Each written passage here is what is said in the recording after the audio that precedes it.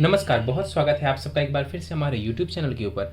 आज के इस कार्यक्रम में हम एक 30 वर्ष युवती की जन्म कुंडली का अध्ययन करने जा रहे हैं, जिन्होंने अपने बर्थ डिटेल्स हमारे साथ शेयर किए हैं और ज्योतिष के माध्यम से अपने जीवन से जुड़े हुए प्रश्नों के उत्तर जानना चाहती हैं और साथ ही साथ चाहती हैं कि मैं इनकी जन्म कुंडली का पूर्ण विश्लेषण करूँ।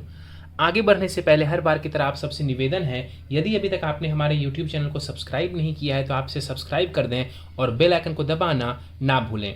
साथ ही साथ यदि आप सब भी इसी प्रकार अपनी जन्म कुंडली का अध्ययन कराना चाहते हैं या फिर मुझसे संपर्क करना चाहते हैं तो स्क्रीन के ऊपर फ्लैश हो रहे व्हाट्सएप नंबर के ऊपर आप मुझसे संपर्क कर सकते हैं। सीधे आ जाते हैं आज के इस कार्यक्रम के ऊपर और इनके बर्थ डिटेल्स में आप सबों के समक्ष रख देता हूं। 28 अप्रैल 1991 को इनका जन्म हुआ है। जन्म का समय है दोपहर के 12 बजे और जन्म का स्थान है पश्चिम बंगाल। प्रश्नों की बात की जाए तो अपने करियर को लेकर के, अपनी नौकरी को लेकर के जानना चाहती हैं। क्रिएटिव क्षेत्र में सफलता को लेकर के इन्होंने पूछा है। कला के क्षेत्र में यूट्यूब वगैरह के ऊपर भी काम करना चाहती हैं, उसमें सफलता के बारे में जानना चाहती हैं। राजनीति में भी रुचि है इनकी। धन की स्थिति, विदेश यात्रा और आखिर में विवाह को लेकर के इन्होंने कई सारे प्रश्न किए हैं। इनके सभी प्रश्नों को हम विस्तार पूर्वक लेंगे आखिर में, लेकिन सबसे पहले इनकी लग्न कुंडली को देख लेते हैं जो कि हमारे समक्ष है। 4 नंबर से इनकी लग्न कुंडली प्रारंभ हो रही है, यानी कि कर्क लग्न की ये कुंडली बन जाती है। चंद्रमा देवता जाकर के चौथे भाव में तुला राशि में बैठे हुए हैं, यानी कि जातिका की कुंडली बन जाती है कर्क लग्न एवं तुला राशि की। लग्न का मान देखें तो लग्न का मान 22 डिग्री है। कर्क लग्न वालों के बारे में मैं बार बार कहता हूं कि ऐसे लोग आमतौर पर जो है इमोशनल होते हैं, कला प्रेमी होते हैं, हृदय के अच्छे होते हैं, किसी का अहित नहीं करते हैं आमतौर पर। वहीं तुला राशि वालों के बारे में कहता हूं कि जीवन में तुला राशि वाले जो है बैलेंस करके चलना जानते हैं। हर परिस्थिति में खुद को बैलेंस कर लेना इनकी सबसे बड़ी खूबी मानी जाती है। एक बात यहां पर ध्यान देने वाली है कि लग्न चर राशि का है और जो लग्नेश है वो भी चर राशि में बैठे हुए हैं, और चूंकि चंद्रमा ही लग्नेश भी है तो इसको हम ये कह सकते हैं कि लगन, लग्नेश और राशि ये सब चर है। इसका अगर मतलब समझा जाए, इसका प्रभाव समझा जाए व्यक्ति के जीवन के ऊपर, तो ये जातक को टिक करके नहीं रहने देगा। किसी भी निर्णय के ऊपर, किसी भी चीज के ऊपर टिक करके नहीं रहने देगा। इस क्षण एक विचार आएंगे तो अगले क्षण दूसरे विचार आएंगे। कारण है यहां पर चर राशि का प्रभाव इनके व्यक्तित्व के ऊपर और इनके जीवन के ऊपर बहुत ही ज्यादा रहने वाला है। 22 डिग्री का लग्न है, ठीक ठाक बलाबल है। लग्न के पास लगन में गुरु बैठे हुए हैं 11 डिग्री के साथ, यहाँ पर देव गुरु बैठे हुए हैं। बलाबल बढ़िया है देव गुरु का, उच्च के होकर के लग्न में बैठे हुए हैं। हंस नामक योग बना देंगे, हंस महापुरुष योग। इस कुंडली में जो गुरु है वो षष्ठेश एवं भाग्येश होकर के लगन में बैठे हुए।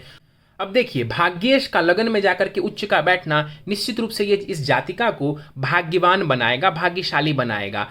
लेकिन साथ ही साथ ये गुरु षष्ठेश भी है। छठा भाव कंपटीशन का होता है, शत्रुओं का होता है और रोग का होता है, बीमारियों का। उसके स्वामी गुरु जाकर के लगन में बैठे हुए हैं तो ये बीमारियों को भी बढ़ाएगा।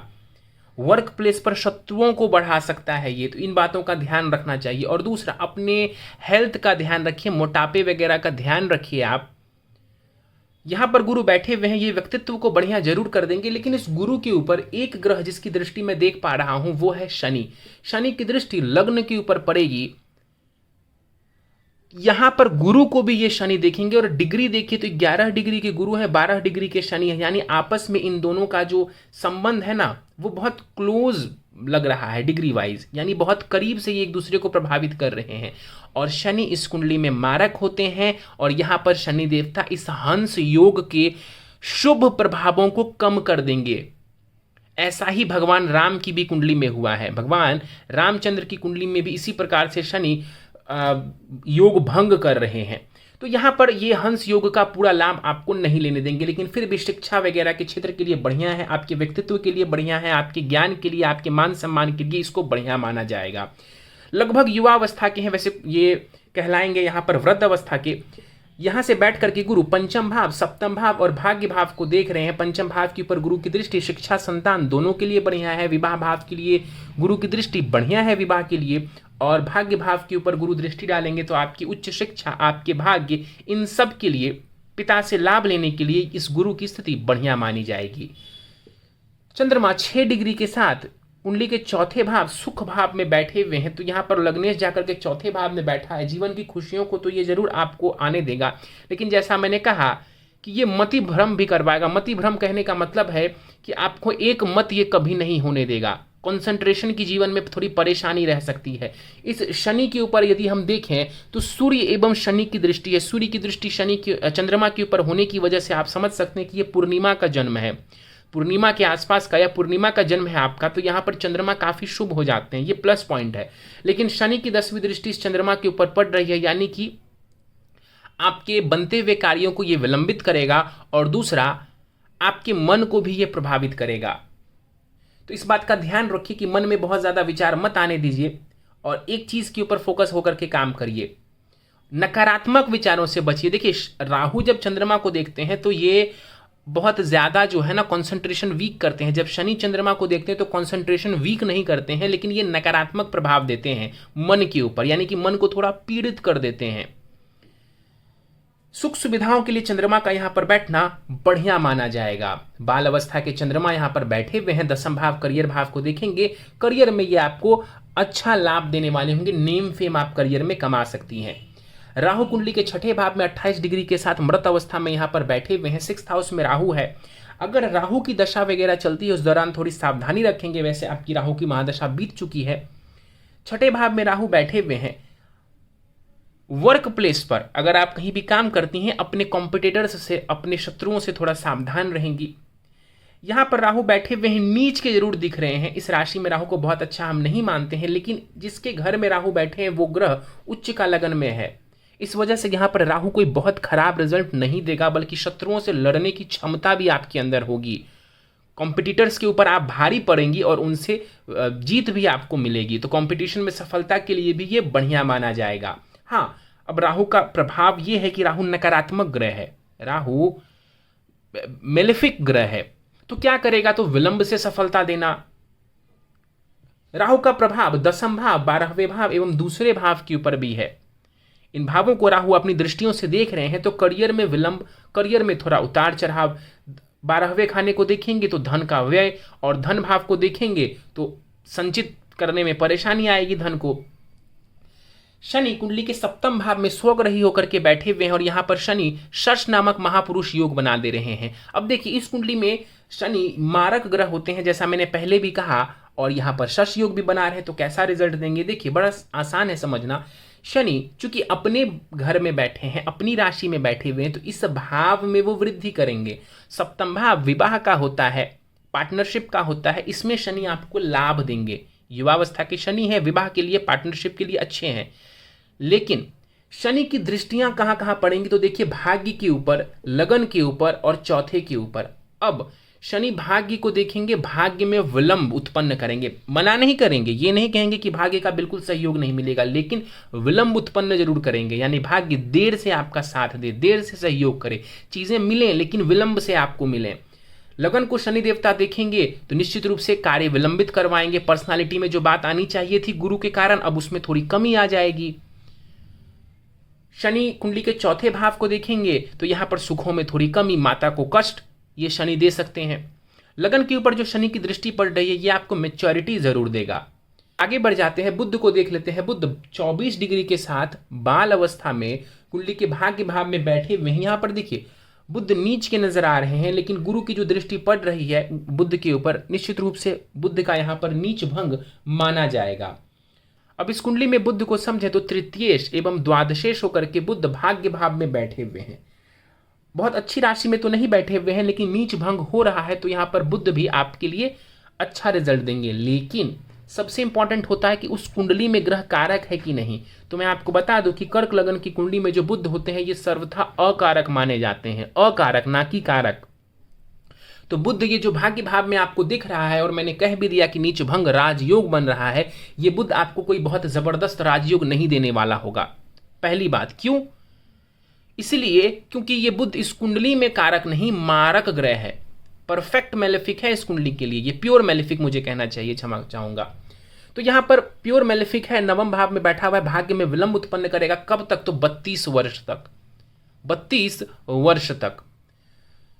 अब यहाँ पर जो बुध बैठे हुए हैं तीसरे भाव को देखेंगे, कला के लिए बढ़िया है, कम्युनिकेशन के लिए बढ़िया है, स्किल्स के लिए बढ़िया है, क्रिएटिविटी के लिए बढ़िया है, और वो सब चीज़ें आपके अंदर है भी, तो इन चीज़ों के लिए बढ़िया है। हाँ, विदेश की यात्राएं आप करना चाहती हैं, आप कर सकती हैं। सूर्य की बात कर लेते हैं, दसम भाव में सूर्य बैठे हुए हैं, 13 डिग्री के साथ युवावस्था का सूर्य दसम भाव में बैठा हुआ है।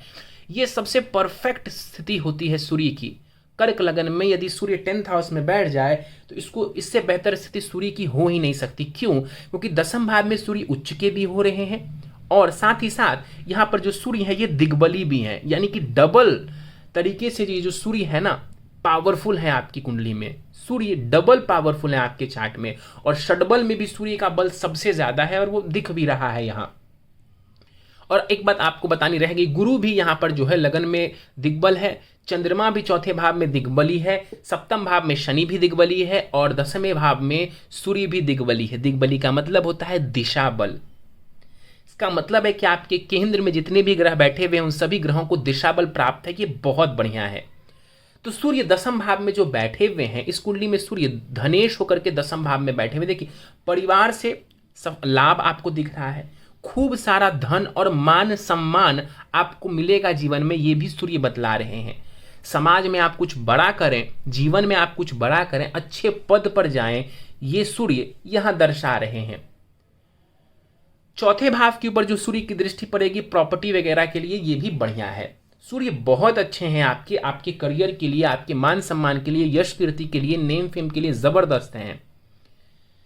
शुक्र आपके लाभ भाव में जाकर के बैठे हुए हैं, यहां पर बाल अवस्था में शुक्र हैं। इस कुंडली में शुक्र देखा जाए तो सुखेश एवं लाभेश बन करके लाभ भाव में ही बैठे हुए। देखिए इस कुंडली में शुक्र को कोई हम बहुत कारक ग्रह नहीं मानेंगे, और बाधकेश भी कहते हैं इस कुंडली में शुक्र को, और यहाँ पर बाधक भाव में ही शुक्र बैठे हुए हैं। लेकिन उससे भी ज्यादा बड़ी बात यह है कि शुक्र स्वग्रही है।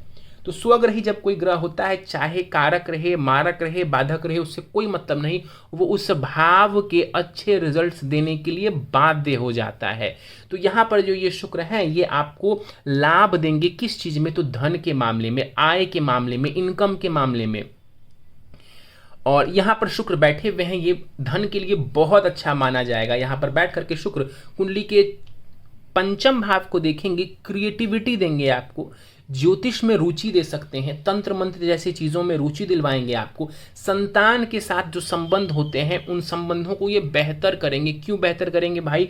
इसीलिए बेहतर करेंगे क्योंकि एक नैसर्गिक शुभ ग्रह हैं, प्रेम के ग्रह हैं, प्रेम भाव को भी देख रहे हैं, तो ये प्रेम को भी बढ़ाएंगे और संतान के साथ संबंधों को भी मधुर करेंगे। तो ये अच्छी स्थिति है। 12वें खाने को देख लेते हैं। मंगल केतु 12वें भाव में बैठे हुए हैं। यहाँ पर मंगल केतु अंगारक दोष बना रहे हैं। मंगल केतु की युति अंगारक दोष बना रही है, और वो भी 12वें भाव में। देखिए अंगारक दोष 12वें भाव में बन रहा है, और इस कुंडली में मंगल को अब समझें तो मंगल कर्मेश और पंचमेश होकर के 12वें में बैठा हुआ है। अब इस कुंडली में मंगल योग कारक बनते हैं, यानी कि सबसे शुभ ग्रह बनते हैं, लेकिन वो शत्रु के घर में जाके बैठे हैं, त्रिक भाव में बैठे हैं, और राहु केतु एक्सिस के ऊपर बैठे हैं, अंगारक दोष बना के बैठे हैं। तो यहां पर मंगल की स्थिति अच्छी नहीं दिख रही है। मंगल की स्थिति अच्छी नहीं दिख रही है। ये मंगल एजुकेशन में भी थोड़ी परेशानी, करियर में भी परेशानी आपको देने वाला होगा। यहां से बैठ करके मंगल विवाह भाव के ऊपर दृष्टि डालेगा। ये विवाह में भी परेशानी दे सकता है, और ये देगा, क्योंकि यहाँ पर शनि ऑलरेडी बैठे हुए हैं और मंगल की दृष्टि पड़ेगी तो थोड़ी परेशानी ये देंगे। लेकिन हम नवमांश को जब देखेंगे तब हम विवाह के निष्कर्ष पर पहुंचेंगे। अभी हम विवाह के निष्कर्ष पर नहीं पहुंचेंगे। तो 20 डिग्री के साथ यहाँ पर मंगल बैठे हुए हैं, और मंगल की स्थिति मेरे हिसाब से बहुत अच्छी नजर नहीं आ रही। करियर को लेकर, एजुकेशन को लेकर के ये परेशानी दें, इसकी संभावना बनती है। लव रिलेशन में भी ये ब्रेकअप करवा सकते हैं। यहां से बैठ करके मंगल कुंडली के तीसरे भाव, छठे भाव एवं सातवें भाव को देखेंगे तो तीसरे भाव के ऊपर मंगल की दृष्टि आपके साहस पराक्रम को बढ़ाने वाली होगी। छठे भाव के ऊपर मंगल की दृष्टि आपके मेहनत करने की एबिलिटी को बढ़ाएगा, कंपटीशन में सफलता और शत्रुओं के ऊपर विजय प्राप्ति के लिए बढ़िया है। तो सप्तम भाव के ऊपर मंगल की दृष्टि वैवाहिक जीवन में मतभेद, वैचारिक मतभेद, लड़ाई झगड़े की स्थिति को दर्शा रहे हैं। केतु बैठे हुए हैं 12वें भाव में। आमतौर पर हम केतु को बहुत अच्छा मानते हैं 12वें भाव में, और यहां पर भी मैं केतु को बढ़िया ही मानूंगा। बुध की राशि में यहाँ पर केतु बैठे हुए हैं। बुध भाग्य भाव में, हालांकि नीच के जरूर है, लेकिन फिर भी बृहस्पति के भाव में बैठे हुए, बृहस्पति की राशि में वो बैठे हुए हैं। और केतु 12वें भाव में कहते हैं कि ये मोक्ष प्रदायक होता है। देखिए, हर किसी के केस में मोक्ष नहीं मिल जाता है, कहना आसान होता है, लेकिन सबको इतनी आसानी से मोक्ष प्राप्त नहीं होती है। इस कुंडली में समझें तो केतु किसके साथ बैठे, तो मंगल के साथ बैठे। और मंगल कौन है, तो वो पंचमेश है।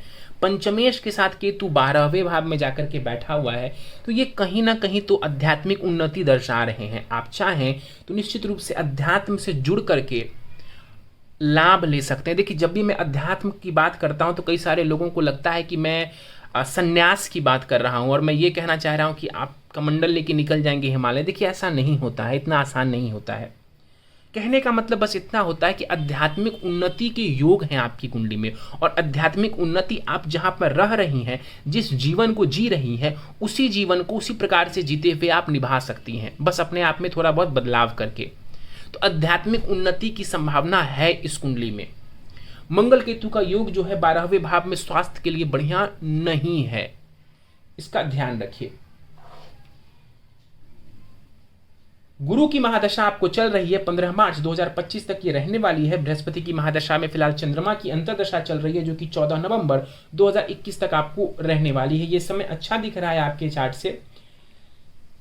प्रश्नों को ले लेते हैं एक एक करके। आपने पूछा है गवर्नमेंट कॉलेज में मैं लेक्चरर बन सकती हूँ क्या, और हाँ तो योग कब है। देखिए, लगन कुंडली से देखा जाए तो आपकी कुंडली बहुत अच्छी नजर आ रही है। हाँ, मंगल एक कमजोर ग्रह करियर और एजुकेशन को लेकर के नजर आ रहा है। दोहराता हूं, करियर और एजुकेशन को लेकर के मंगल थोड़ी परेशानी आपको देने वाला है, लेकिन फिर भी आपका जो चार्ट है वो काफी बली नजर आ रहा है। D10 चार्ट दशमांश कुंडली भी इस वक्त मेरे सामने है, और वो भी इस बात को दर्शा रही कि आप अपनी मेहनत से बहुत अच्छा करियर बना सकती हैं, ये संभव दिख रहा है।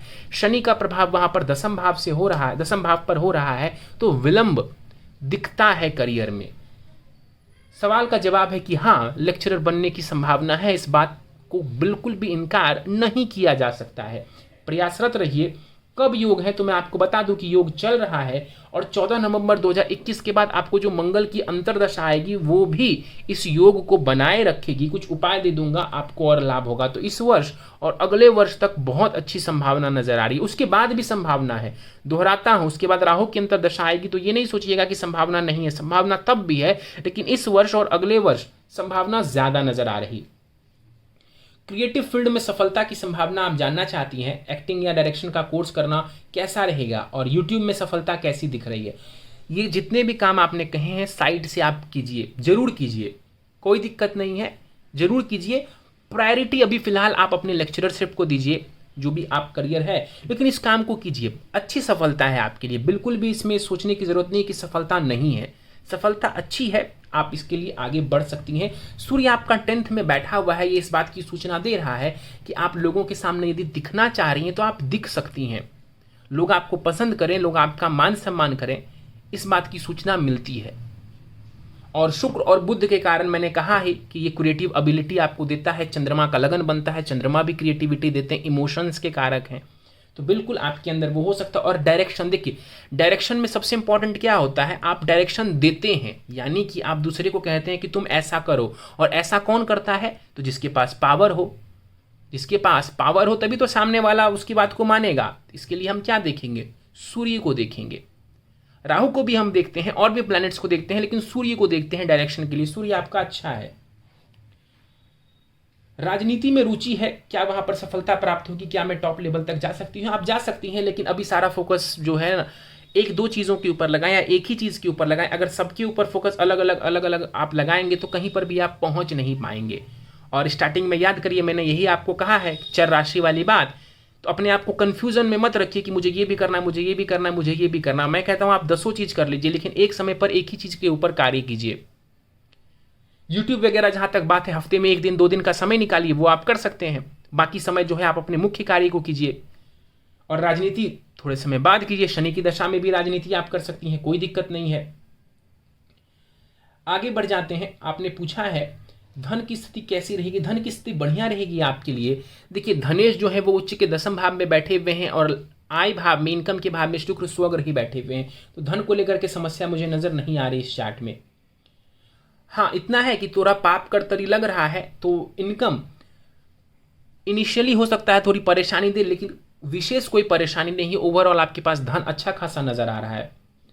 पाप कर्तरी कभी किसी चीज को डिनाई नहीं करता है, वो थोड़ा विलंब उस चीज में देता है। जैसे इनकम भाव में वो लगा हुआ है तो आय आने में रुकावट हो, जैसा इनकम आप चाह रही हैं उससे थोड़ा कम मिले, या जितना आप चाह रही हैं कि मुझे इतना 1 लाख रुपए महीना चाहिए तो उसको हासिल करने में आपको समय लगे। लेकिन इसका ये कतई मतलब नहीं है कि वो चीज़ नहीं मिलेगी, या मिल जाएगी तो कहीं और चली जाएगी, ऐसा कुछ नहीं है। विदेश यात्रा के योग के बारे में आप जानना चाहती हैं। अगर फिलहाल आपकी मतलब तैयारी है तो अगले वर्ष संभावना है विदेश जाने की। उसके आगे भी संभावना रहेगी। राहु बिल्कुल अगले, उसके बाद भी राहु की दशा जो चलेगी अंतरदशा, तो राहु भी निश्चित रूप से विदेश को लेकर के व्यक्ति को योग दे देते हैं। तो अगले वर्ष से योग है, मुझे ये कहना चाहिए। आपने पूछा क्या मेरा विवाह होगा, यदि होगा तो कब होगा, और वैवाहिक जीवन कैसा रहेगा, क्या घर से दूर होगा, क्या मेरा विवाह होगा। देखिए, लगन कुंडली को समझें तो विवाह में ज्यादा कोई परेशानी नहीं दिखती है। हमने जरूर बोल दिया कि मंगल की दृष्टि है सप्तम के ऊपर, लेकिन इतनी ज्यादा परेशानी फिर भी नजर नहीं आती है, क्योंकि शनि सप्तम में बैठे हुए हैं। अपने भाव में कोई भी ग्रह बैठा हो, कहीं भी बैठा हो, वो शुभ माना जाता है। तो ये विवाह के लिए शनि अच्छा है। ऊपर से देवगुरु बृहस्पति की दृष्टि है, ये भी अच्छा है। मंगल इस कुंडली में योग कारक है, भले ही 12वें भाव से देख रहे हैं, लेकिन ये तो मैं नहीं कह सकता हूं कि विवाह तोड़ देंगे। लेकिन जैसा मैंने पहले कहा कि नवमांश कुंडली जो है हमारे विवाह के फाइनल आउटकम को दर्शाती है। तो नवमांश कुंडली आपकी 10 नंबर से प्रारंभ हो रही है, मकर लगन की बन जाती है। सप्तम भाव में वहां पर चंद्रमा की राशि पड़ रही है, और वो चंद्रमा वहां जाकर के 12वें भाव में राहु के साथ बैठे हुए हैं, ये वीक पॉइंट बनता है। वहीं जो लग्नेश शनि है, और इस कुंडली का जो शनि विवाह का स्वामी है, वो नीच का होके मंगल के साथ बैठा हुआ है। तो ये जरूर इस स्थिति को दर्शाते हैं कि विवाह थोड़े विलंब से हो और विवाह में थोड़ी परेशानी हो। नवमांश कुंडली पूर्ण रूप से विवाह को दर्शा देती है, और वहां पर विवाह में परेशानी नजर आ रही है। तो क्या विवाह नहीं करना चाहिए? मेरा यह मानना है कि विवाह बिल्कुल करना चाहिए। आपको 2 बातों का ध्यान रखिए जिनसे आप विवाह करें, उनको जान लीजिए, पहचान लीजिए। दूसरा, कुंडली मिलान करवा लीजिए। विवाह से पूर्व कुंडली मिलान करवा लीजिए। सामने वाले, जैसे आपका लगन चार्ट काफी बली नजर आ रहा है, तो उसी प्रकार अगर आपके पार्टनर का, जिनसे आपका विवाह हो, उनका अगर नवमांश बली हो, उसमें विवाह टूटने का, विवाह में परेशानी का योग ना हो, तो आप विवाह के लिए आगे बढ़ सकती हैं। अगर कुंडली नहीं मिलाया तो क्या परेशानी होगी? बिल्कुल परेशानी होगी। क्या कुंडली मिलाया तो बिल्कुल भी परेशानी नहीं होगी? मेरा मानना है परेशानी तब भी होगी, थोड़ी कम होगी, विवाह चल जाएगा। ठीक है, लेकिन फिर भी मेरा मानना है कि आपको प्रयास करना चाहिए विवाह करने का। इसके बाद आपने पूछा कि विवाह होगा तो कब होगा। विवाह का योग चल रहा है, अभी चलता रहेगा विवाह का योग, कोई इसमें दो राय नहीं है, समय आ चुका है। वैवाहिक जीवन कैसा रहेगा ये आपने पूछा है, मैंने एक्सप्लेन किया ही आपको कि कुंडली मिलान करके करना है, अन्यथा ज़्यादा परेशानी आएगी। क्या घर से दूर होगा मेरा विवाह? हाँ, थोड़ी दूर हो सकता है, इसकी संभावना दिखती है। और षडबल में ज्यादातर ग्रहों के बलाबल बढ़िया है, बल्कि सभी ग्रहों के बलाबल आपकी कुंडली में बढ़िया है। किसी भी ग्रह का बल बहुत कमजोर नजर नहीं आ रहा। चलिए, कुछ उपाय मैं आपको दे देता हूं जिन उपायों से आपको लाभ मिलेगा। शीघ्र विवाह करना चाहती हैं, क्योंकि विवाह आप 30 वर्ष की हो चुकी हैं, तो मेरे हिसाब से अगर विवाह करना है तो आपको इसके ऊपर एक्शन लेने की जरूरत है, कुछ उपाय करने की जरूरत है। शीघ्र विवाह करना चाहती हैं, बुधवार का व्रत करिए, वेडनेसडे का फास्ट करिए पूरे विधि विधान के साथ। उस दिन लक्ष्मी नारायण की पूजा करेंगे, भगवान विष्णु की और मां लक्ष्मी की पूजा आराधना करेंगे। ओम लक्ष्मी नारायणाय नमः इस मंत्र का 3 माला जाप करेंगे। रोज एक निश्चित समय पर 3 बार हनुमान चालीसा पढ़ेंगे। मंगलवार को हनुमान जी को मंदिर जाकर के प्रसाद चढ़ाएंगे। आखिरी उपाय है, बृहस्पति की चूंकि आपको दशा चल रही है, तो नित्य माथे एवं नाभि के ऊपर केसर चंदन का तिलक करेंगी नहाने के बाद, और ओम ब्रीम बृहस्पति नमः इस मंत्र का जाप करना है आपको। संभव हो तो 1 माला करिए, ज्यादा भी कर सकती हैं, लेकिन कम से कम 1 माला आपको जरूर करना चाहिए इसका। बस यही कुछ उपाय हैं आपके लिए। इन उपायों से आपको लाभ होगा, और बाकी जो मैंने आपको सलाह दी है उसको फॉलो करने की कोशिश करें। चलिए तो दोस्तों, ये था इस 30 वर्ष युवती की जन्म कुंडली का अध्ययन। उम्मीद है आपको हमारा यह जन्म कुंडली विश्लेषण का वीडियो पसंद आया होगा। वीडियो पसंद आया तो आप इसे लाइक करें, शेयर करें। अभी तक आपने हमारे चैनल को सब्सक्राइब नहीं किया है तो आप इसे सब्सक्राइब कर दें, और बेल आइकन को दबाना ना भूलें। साथ ही साथ यदि आप सब इसी प्रकार अपने जन्म कुंडली का अध्ययन कराना चाहते हैं या फिर मुझसे संपर्क करना चाहते हैं तो स्क्रीन के ऊपर फ्लैश हो रहे व्हाट्सएप नंबर के ऊपर आप मुझसे संपर्क कर सकते हैं। इस वीडियो में फिलहाल इतना ही। आप सभी का बहुत बहुत धन्यवाद।